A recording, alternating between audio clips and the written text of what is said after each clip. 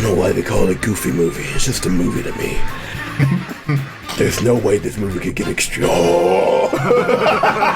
Hello everybody, welcome back to 2DS Studios, and I'm 2DS, and I have to say I have been absolutely spoiled as a Shadow the Hedgehog fan. We've gotten probably the greatest video game adaptation of all time with Sonic Movie 3, and I have been having an absolute blast playing Sonic X Shadow Generations. Not only do I get to replay one of my favorite Sonic games, but it comes with one of my new favorite Sonic games, all about one of my favorite characters. Hopefully one day Silver will get a solo game. I cannot rest until Silver is done justice. And as great as it's been to be a Sonic fan, and especially a Shadow fan, unfortunately now that 2025 has started, the year of Shadow is officially Jover. For everything I dreamed about. I'm sorry, can I have a moment?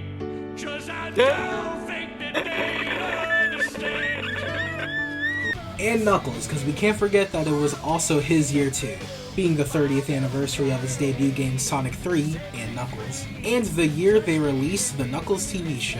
While I was working on my last video about the Miles Morales video game, I took a few breaks to play Sonic X Shadow Generations, and after playing, it made me realize that Shadow is very similar to another Spider-Man character. Not Miles, although they do have the same color palette, but rather Venom. Alright, I know that sounds really weird, but then I started looking deeper, and I saw that there was more to this story that met the eye. And like how I did with Knuckles, I started piecing together the similarities and differences. Especially since Venom is one of my favorite Spider-Man villains, even if they can never do him justice in the movies, unfortunately. That is one thing that Shadow has against Venom. But the true similarities lie within the very beginnings.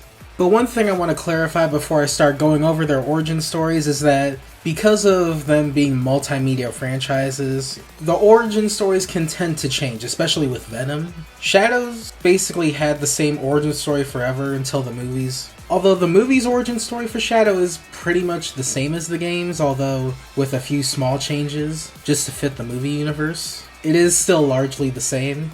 So we'll start with Shadow and then talk about Venom. And I've already gone over Shadow's origin story before in my Knuckles and Shadow video, so here's a clip from that. 50 years ago aboard the space colony Ark, there was a professor known as Dr. Gerald Robotnik in charge of a top-secret research project to create the ultimate life form through the combination of chaos energy and the DNA of an alien race known as the Black Arms. The ultimate life form was born, and his name is Shadow the Hedgehog. Shadow's DNA had the potential ability to cure Gerald's granddaughter Maria of an incurable illness. Through experimentation and taking care of Maria, Shadow grew a very close attachment to those on the Ark, becoming somewhat of a family. Especially with Maria, who Shadow considered a best friend, dreaming of what it would be like to finally go to Earth and cure Maria of her illness. But Gunn had different plans for Shadow, planning to use him as a weapon of mass destruction to aid them in war. But after growing frustrated with the lack of progress, Gunn took matters into their own hands to destroy everything related to Project Shadow. Gunn's soldiers raided the Ark to destroy any and all evidence, and to kill any researchers involved with the project. Maria and Shadow had to run to the escape pods, but only Shadow was able to escape, with Maria sacrificing herself.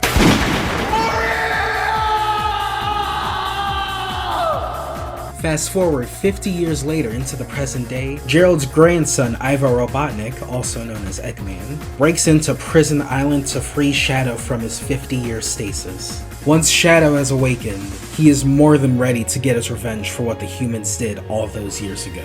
To get revenge for Maria's death. To destroy the world. Eggman and Shadow team up to gather all the Chaos Emeralds so they can charge the laser cannon on the Ark in order to destroy Earth. But one night in San Francisco, after Shadow finds a Chaos Emerald, he meets the Blue Hedgehog himself. Sonic had previously been arrested because the government had mistaken Sonic for Shadow.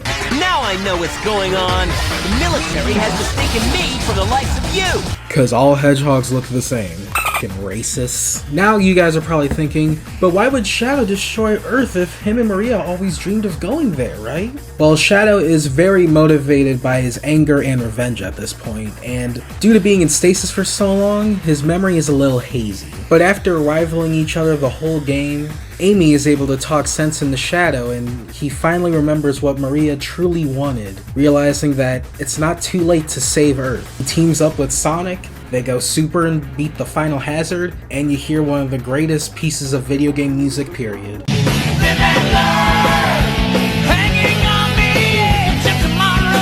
But in defeating the final hazard, Shadow unfortunately has to sacrifice himself, fulfilling Maria's wish to give everyone on Earth the chance to be happy. Sayonara, Shadow the Hedgehog. Or at least that's what we thought. Rouge, sneaking aboard one of Eggman's airships, working for Gun, she finds Shadow still alive in a capsule. Rouge frees Shadow, but he has amnesia, not remembering anything about what happened in Adventure 2. Shadow was originally supposed to die in Adventure 2, but he was so popular and beloved by fans they had to bring him back. So they did so in Sonic Heroes, and with his own spin-off game, Shadow the Hedgehog. They didn't really do a lot with Shadow in Sonic Heroes, so they saved all his story for the spin-off game. And in the Shadow the Hedgehog game, Shadow learns of his heritage from the Black Arms. As they begin their invasion on Earth, it's up to him to figure out his past, defeat the Black Arms, and save the world. And the leader of the Black Arms is Black Doom, who back when Shadow was first created, he collaborated with Dr. Gerald in order to use his DNA to create Shadow. But Gerald didn't trust Black Doom, and knowing that the Black Arms invasion would happen in 50 years, the Ark's laser cannon was actually designed to destroy the Black Comet that would cause the Black Arms to take over Earth. And thanks to Shadow, he was able to stop the Black Arms and save the world, and become a true hero. And Shadow's story in the movies is pretty close, albeit with a few small changes, just to better suit the movie's universe and lore, like with Gerald still being alive, Project Shadow being kept on Earth as opposed to being in space, and Shadow being an alien that crashed onto Earth as opposed to being created by Gerald. But Gerald did study Shadow, causing him to live in that underground facility. And the unfortunate death of Maria, and basically the rest of Adventure 2's story, albeit without Rouge. But I don't really mind these small changes because it is a different version of Shadow that is still really faithful to his origins in the games, but it just made those small tweaks to better fit within the movie's canon. And those small changes definitely paid off in the end. Okay, I'm tired of sugarcoating it, I fucking love this movie. Everything about Shadow in Sonic 3 is absolute perfection. Keanu Reeves fucking crushed it, man. His performance is so good, I'm so glad they casted him as Shadow. And in Sonic X Shadow Generations, you can play as movie Shadow in his own level. And this level has a remix of Westopolis from the Shadow the Hedgehog games. The nostalgia is off the charts, my dude. And now we get to the real complicated character, Venom. The reason why Venom is so complicated is because not only is he just a complex character in his original story, but he's a complex character across multiple different versions of the story, with him being adapted for multiple different shows, movies, video games, and of course the comics. They do share a lot of traits with one another in most cases, and I think that the origin story that shares the most in common with Shadow would have to be the origin story from the Ultimate Spider-Man comics and the Spectacular Spider-Man cartoon, in terms of comparing it to game Shadow. But if I had to compare Venom to movie Shadow, I would probably pick his original origin story. And let's start with that one first. It is the most iconic one after all, in the comics as well as the 90s cartoon, and they tried to do it for Spider-Man 3, even though the writing's rushed, but that's besides the point. Peter has definitely had a hard time being Spider-Man. I mean, it's far from the easiest job out there. And after a hard night's work, he goes to sleep, but then in the middle of the night he wakes up and suddenly he's in a new suit. At first he's confused, but then he looks at himself and he realizes, damn, I got that I'm not gonna lie. And after doing his usual Spidey stuff, he starts realizing that this suit makes him a lot stronger, and it has natural webbing, so he doesn't have to worry about making web fluid anymore. Overall, it just makes the job easier. But after a long time, it starts messing with his mind. It feeds off Peter's negativity, and realizing it, he has to take the suit off. And the suit itself has a very interesting origin, because it originally came from space and crashed down to Earth. And this suit is known as the symbiote suit. It's a parasite that leeches off another life form for survival, and it takes the form of a gross black slime.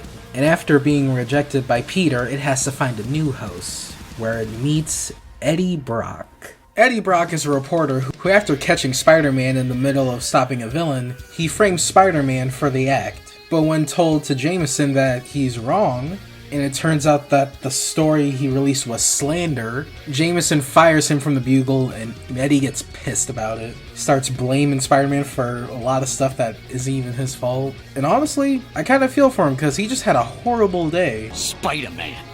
Everywhere I turn, he's in my way. He cost me my job, my reputation, my health, my apartment. And sometimes he gets diagnosed with cancer, like, god damn, leave this dude alone. And in Spider-Man 3, Eddie literally goes to church just to pray on Peter's downfall. And because of all this, he starts to grow a very massive, obsessive hatred for Spider-Man. And while Peter's taking off the suit, Eddie is down below the bell at the church, and the suit falls down and onto Eddie, transforming him into Venom. Being attached to the symbiote, he knows all of Peter's secrets, and he uses this to stalk him and mess with his mind. He even pulls up to his crib and makes small talk with Aunt May. I especially love the comic version because it just makes him look like such a smug asshole. Peak characterization right here. And back when the symbiote had Peter, he was really starting to lose his mind a bit, but Eddie just straight up tweaking half the time. Like, this symbiote turns anyone into a D1 crash out, and with it being able to copy other powers, it's able to replicate Peter's powers and his appearance, leading to a pretty sick design. I remember when I was a kid, I used to get nightmares of Venom. I thought he was so scary. You know how when you're a kid, you turn off the lights downstairs and then you immediately book it to go upstairs because you're scared of the dark? Because you don't want a monster to come in and eat you. Venom was that monster for me, and if I wasn't fast enough... I always liked how the Spider-Man 3 design kept the webbing from the costume, from Peter to Venom. I always wondered why it feels like no other versions did that either, except for Spectacular Spider-Man. But that show came out around the same time the movies were coming out, so, you know, brand synergy. And before we get into the Ultimate and Spectacular Spider-Man lore, the design Venom has in the Ultimate comics is really cool. I like how they made him black, but he has a slight purple tint, kind of like how he used to have a blue tint in the older comics. Me personally, I prefer the purple one. Something about it just feels a little bit more menacing to me, because I feel like purple is just a menacing color when it comes to Spider-Man, if you think about it. I mean, you got Kingpin wears purple, Green Goblin wears purple, Venom has a slight purple tint. You just can't trust the color purple. And I'm a sucker for the stylized look of Spectacular Spider-Man. Not enough comic book adaptations go all out with like super stylized art styles, and it's a shame, because Spectacular Spider-Man looks really cool. I wish we got more art styles like this for superhero cartoons. Honestly, the only other superhero brand I can think of that gets like super stylized when it comes to animation is Ninja Turtles and maybe Batman. I absolutely adore the look of the Batman animated series. But enough about the back, because we talking about the black. In the Ultimate Spider-Man comics and the Spectacular Spider-Man TV show, Venom is studied by scientists, with those scientists specifically being Kirk Connors and the parents of Eddie and Peter. And here, Peter and Eddie are actually friends. And they go back since they were little kids. And then they reconnect when they're teenagers. In the Ultimate comics, it's like a lab experiment meant to cure cancer. But in the Spectacular Spider-Man show, it's still an alien that came to Earth, but it was just studied by Dr. Connors in that one. In Ultimate Spider-Man, Peter steals the suit back and it latches onto him. And in Spectacular Spider-Man, Black Cat steals it, but is stopped by Spider-Man, which then the suit ends up latching onto him. I'm pretty sure you know the rest. Makes his job easier, makes his powers stronger, but after a long time it starts messing with his mood, turns him into a big meanie head. Then he has to take it off in the church, further proving the fact that the greatest way out of a toxic relationship is through Jesus Christ. Can I get a amen? After Peter gets rid of the suit, he puts it away, back where he originally found it. But when Eddie finds out what he did, he gets pretty pissed off, feeling betrayed by his best friend. So now the rivalry is even more personal compared to the original story for Venom. And this would end up becoming a big template for a lot of Spider-Man villains moving forward, especially in stuff like the Raimi movies and the Insomniac games. And after feeling betrayed by Peter, the symbiote bonds with Eddie, turning him into Venom once more. And now the complicated part for Venom is where his story goes on from his origins. Sometimes he stays a villain, but other times he'll become an anti-hero later on down the road, getting a nice redemption arc in the end. Hey, that sounds kind of familiar. And going by Venom still, his name as the anti-hero is the Lethal Protector because he's a vigilante, but also he is willing to kill criminals, usually by eating them.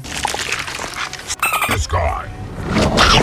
Was that the bite of 87? It's very interesting seeing Eddie go from a villain who constantly hates Spider-Man with all his being. I mean, the symbiote is kind of like a jealous ex-girlfriend, if you think about it in a way. But it's always nice seeing them occasionally team up every now and then, kind of letting go of the past. Nice to see Eddie get his redemption. The PS1 game is specifically really funny. I really love the parts where when they have to team up, Eddie keeps making jokes about surfing the web, get it? Because spiders. He's like a little kid, he's like, surf the web, surf the web. And then Peter's like, bro, shut the f*** up. Ooh, are we gonna surf the web? Let's just go, okay? Records room. Surf the web, surf the web. Shut up, Brock. We don't have time. At least he ain't Screwball. And in the Insomniac Spider-Man 2, instead of Eddie, it's actually Harry Osborn, who's slowly dying from a disease, and the symbiote is used to treat it. But when Peter almost dies as Spider-Man, the symbiote clings onto Peter, giving him the suit. You know the rest of the story. And then it goes back to Harry turning him into Venom, and he's voiced by the legendary Tony Todd, rest in peace. And then he causes a big symbiote apocalypse, turning the whole city into Web of Shadows. And then he gets these pretty sick Venom wings from the comics. Hey, wait a minute. Okay, now that we've gone over the origin stories of both characters, it's time to compare Shadow and Venom. Two characters that initially start off as rivals to our red and blue hero, whose origins come from alien DNA and were studied by scientists that eventually break out to seek destruction and revenge, that both end up having to deal with alien invasions and becoming anti-heroes later down the line, after initially starting off as a villain. And then at a certain point, they get a super transformation involving a slimy goo that gives them super big, powerful wings with a black and red slimy look to them. And using their immense power, they use it to destroy the world, which contradicts their original creation as a means to heal others as opposed to hurt them, specifically intending to be a cure for someone's disease. And they possess a very close connection to a person with blonde hair who gave them their name. And I wanted to save this till the end, but the reason why they call themselves Venom is really cool. We're poison to you, Spider-Man. That's why we call ourselves Venom. We're poison to Peter Parker and Spider-Man. We're Venom! Although given that the symbiote was meant to heal Harry, kinda weird that he got a name Venom, kinda the exact opposite of healing. The similarities between these two characters isn't quite as noticeable as, say, Shadow and Knuckles, but there is some similarities, mostly in the intent behind the characters, being rivals to the main character that mirror their appearance and abilities. That and a few things in their origins, but the direction these two characters go is very different. With Venom, there are multiple different ways that his story goes. Like, sometimes he'll stay a villain, sometimes he'll become an anti-hero, sometimes he dies. You know, it's comic books. There's like a million different storylines that end in different ways. Same with movies and TV shows and just other adaptations of the character. Meanwhile, Shadow's a lot more streamlined, where, yeah, he'll start off as a villain, but he does become a hero in the end. But the real reason why I say they're so similar is because of Sonic X Shadow Generations. This was the game that made me notice the similarity, because seeing Shadow's new Doom powers, I'm starting to think, how the fuck did Sega not get sued by Marvel? Because there's coincidence, and then there's like This is a little too familiar, you know? Like, look at the Doom wings on Shadow and compare them to Venom's wings. Like, literally shot for shot down to the moon. And then, when Shadow unlocks the Doom morph, it literally looks exactly like the symbiote, like down to the transformation, looking straight out of Spider-Man 3. Look at this.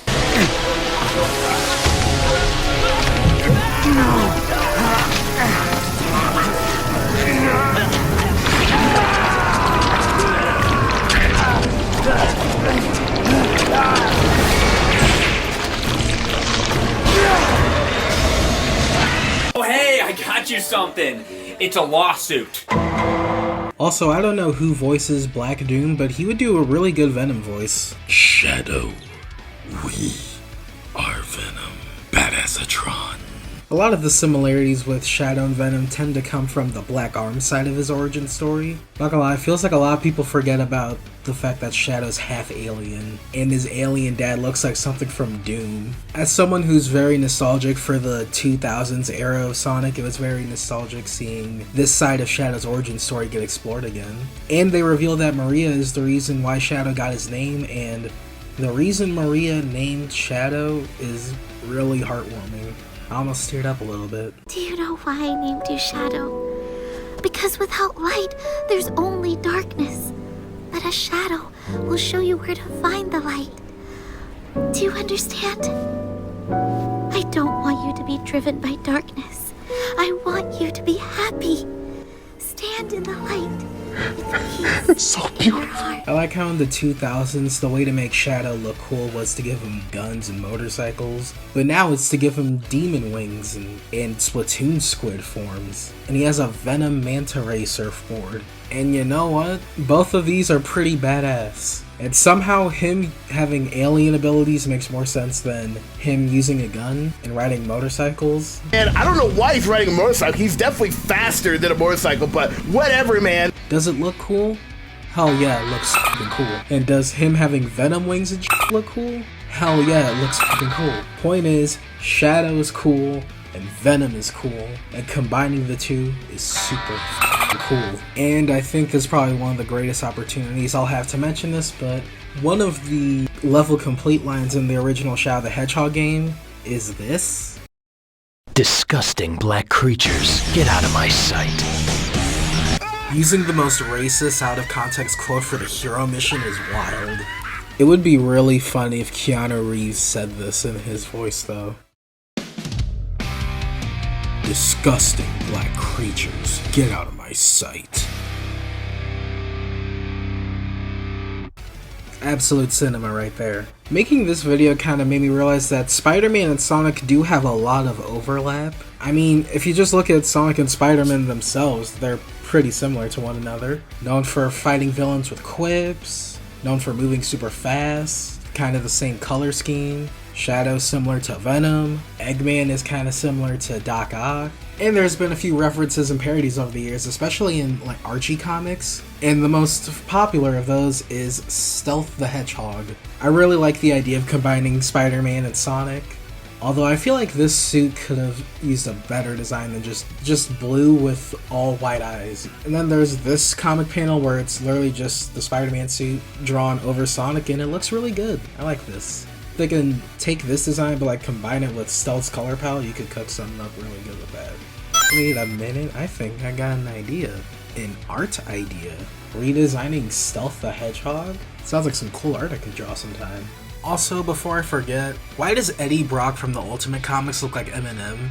Like the hair and everything, like he just looks like Eminem to me, like especially like when he had that blonde hair back then. Maybe that's why they got Eminem to do the music for the movies. But that's just a theory.